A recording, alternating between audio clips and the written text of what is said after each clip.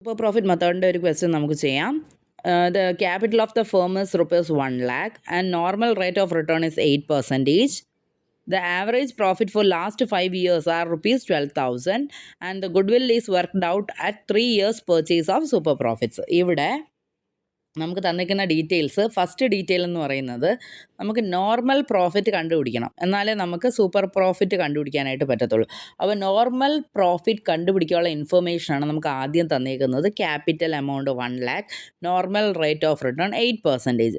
അപ്പോൾ ആ ഒരു ഡീറ്റെയിൽ നിന്ന് നമ്മളുടെ നോർമൽ പ്രോഫിറ്റ് കണ്ടുപിടിക്കുന്നു. അതായത് 1 lakh ഇൻറ്റു 8/100 അതാണ് നമ്മുടെ നോർമൽ പ്രോഫിറ്റ്. അപ്പോൾ നമുക്ക് 8,000 എന്ന് കിട്ടും.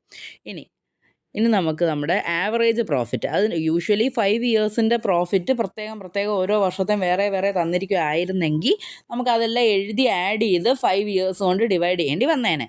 ഇവിടെ പക്ഷേ അതൊന്നും ചെയ്യേണ്ട, ഡയറക്റ്റായിട്ട് 5 വർഷത്തെ ആവറേജ് പ്രോഫിറ്റായിട്ട് തന്നെ ഇങ്ങ് തന്നേക്കുക 12,000. ഓക്കെ, അപ്പോൾ ആവറേജ് പ്രോഫിറ്റ് നമ്മൾ എടുത്തെഴുതി. ഇനി നമുക്ക് സൂപ്പർ പ്രോഫിറ്റ് മെത്തേഡാണ് ചെയ്യുന്നത്. അപ്പോൾ നമ്മൾ സൂപ്പർ പ്രോഫിറ്റ് കണ്ടുപിടിക്കണം.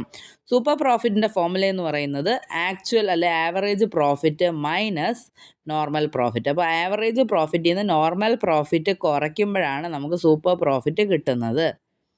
ഓക്കെ, അപ്പോൾ അത് കണ്ടുപിടിക്കുക.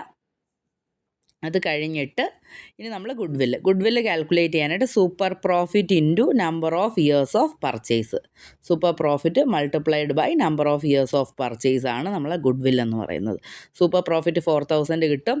4,000 ഇൻറ്റു 3 ചെയ്യുമ്പോൾ നമുക്ക് 12,000 ആണ് നമ്മുടെ ഗുഡ് വില്ല് എന്ന് പറയുന്നത്. ഓക്കെ, അപ്പോൾ അത് ചെയ്യാം. അതേപോലത്തെ ഒരു മോഡൽ ക്വസ്റ്റ്യൻ താഴെ കൊടുത്തിട്ടുണ്ട്, സെയിം മോഡലാണ്. ഇതൊന്ന് ചെയ്ത് നോക്കുക. അതായത് സൂപ്പർ പ്രോഫിറ്റ് മെത്തേഡ് വെച്ചിട്ട് ഗുഡ് വില്ല് കാൽക്കുലേറ്റ് ചെയ്യാൻ.